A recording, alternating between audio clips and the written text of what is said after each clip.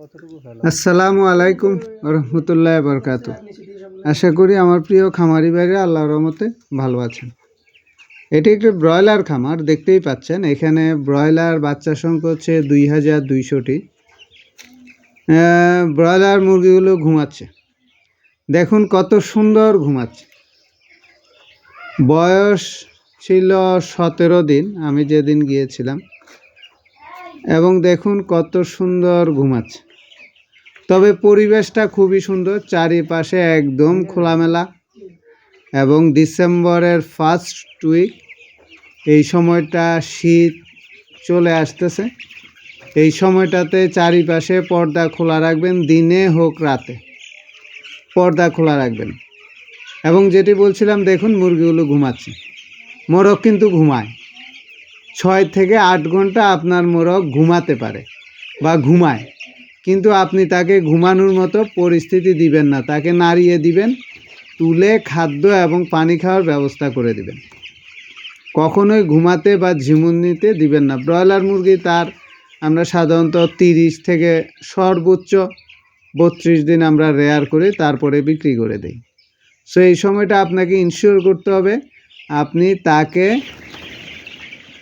চমৎকার একটা এনভায়রনমেন্ট, যাতে প্রপার খামারে আপনার ভেন্টিলেশন ব্যবস্থা ভালো থাকে, বাতাস চলাচল সঠিকভাবে করতে পারে।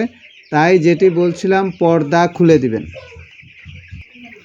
এবং চারিপাশে পর্দা অবশ্যই খোলা রাখবেন। মানে হচ্ছে ব্রুডিং পিরিয়ডের পরে কখনোই পর্দা দিবেন না, দিনে এবং রাতে। এই যে দেখুন, এই খামারি ভাই নিচের অংশে, মানে বলতে পারেন নিচের 4 ভাগের 1 ভাগ অংশে ঘন মশারি দিয়ে দিয়েছেন, কিন্তু উপরে পর্দা খোলা।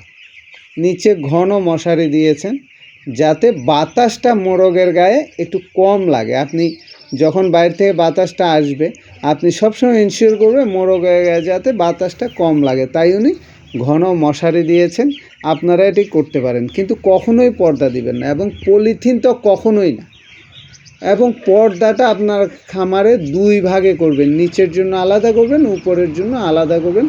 চটের বস্তা হলে ভালো, পাতলা পাটের যে বস্তাগুলো পাওয়া যায় এগুলো হলে ভালো। পলিথিনটা দেওয়াটা উচিত নয়। পলিথিনে আপনার বাতাস চলাচল একেবারেই বন্ধ করে দেয়, ভেন্টিলেশন একেবারেই বন্ধ করে দেয়। সেই ক্ষেত্রে আপনার মোরগে পানি জমা যেটা হয়, এই প্রবলেমটা দেখা দিতে পারে, এবং শীতের দিনে এটি বেশি হয় বা কমন ব্রয়লারের ক্ষেত্রে, আমরা যেটাকে অ্যাসাইটিস রোগ বলি। সো আপনি আপনার পর্দাটা 2 ভাগে করবেন। যদি অনেক বেশি শীত হয় বা ঠান্ডা বাতাস হয়, যেদিক থেকে বাতাস হবে সেই দিকে শুধুমাত্র আপনি নিচের অর্ধেক, আপনি তাও বিশেষ এনভায়রনমেন্ট খারাপ হলে তখন বিশেষভাবে, আদারওয়াইজ সবসময় খোলা রাখবেন, শুধু নিচের পাটটা যেই পাশে বাতাস হয়। আর আমরা জানি শীতের সিজনে এমনিতেই বাতাস একটু কম হয়, বাট ওয়েদারটা ঠান্ডা থাকে। সো শুধু এক পাশ, সর্বোচ্চ 2 পাশ আপনি নিচের পাটটা ফেলে রাখতে পারেন, বা সেটাও রাতে, দিনে কোনো অবস্থাতে ফেলবেন না। চারিদিকে খোলামেলা রাখবেন, এবং রাতেও অবশ্যই খোলা রাখার চেষ্টা করবেন, তাতে বাতাস চলাচল ভালো হবে। আপনার ফার্মে যে গ্যাস হয় সেটি বের হইতে সাহায্য করবে। এবং এই যে দেখুন, চারিপাশে ক্লিয়ার দেখা যাচ্ছে উনি নিচের অংশে মশারি বা ঘন এরকম নেট দিয়ে দিয়েছেন, যাতে মোরগের গায়ে ডাইরেক্ট বাতাসটা কম লাগে। সো এবং যেটি বলছিলাম, মোরগের ঘুমানোর অভ্যাস আছে, সে 6 থেকে 8 ঘন্টা ঘুমায় বা বসে বসে ঝিমায়, এটা করা যাবে না। এবং মাশাআল্লাহ আমাদের পোলট্রি সেক্টর এখন অনেক develop. Broiler starter crumble feed খুবই ভালো একটি ফিড, এই খাদ্যটি উনি খাওয়াচ্ছিলেন। তো আপনারা পর্দার ব্যাপারটা বিশেষ করে শীতের বেলা খুবই টেক কেয়ার করবেন, যত্ন নেবেন, এবং অবশ্যই একজন রেজিস্টার্ড ভেটেরিনারিয়ানের পরামর্শে চলবেন। আমি মনে করি এতে আপনারা অনেক কিছু জানতে পারবেন, শিখতে পারবেন, যেহেতু আপনারা ফার্ম করবেন। এবং আমি অনেক খামারি ভাই দেখেছি এটি ওনার একমাত্র আয়ের উৎস বা ইনকাম সোর্স। সো এই জিনিসটি মাথায় রেখে আপনারা সব সময় যে কোনো ভালো কনসালটেন্টের সাথে যোগাযোগ করবেন বা পরামর্শ করবেন, যে আপনি শীতের দিনে কিভাবে পর্দা ম্যানেজমেন্টটা করলে আপনার ব্রয়লার মুরগিগুলো সুস্থ থাকবে এবং আপনার অ্যাসাইটিসটা হবে না, পানি জমাটা হবে না।